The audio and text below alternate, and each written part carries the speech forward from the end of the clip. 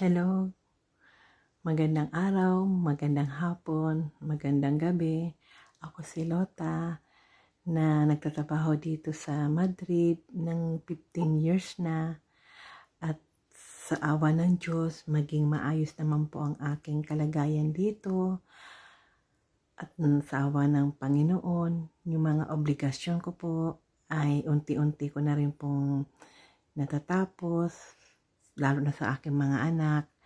At sa ngayon, panibagong journey ko na naman, napupunta na naman ako sa Amerika para doon ko na naman umpisahan ang panibagong panimula sa aking buhay.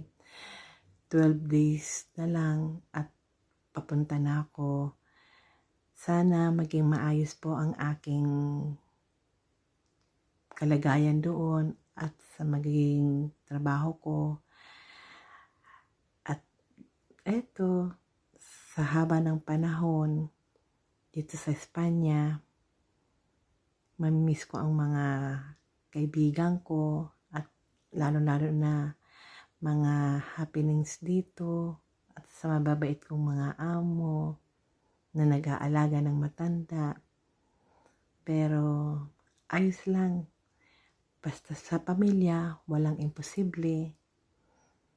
At saka sa Panginoon, magtiwala lang tayo, matutupad din natin ang lahat ng mga pangarap natin.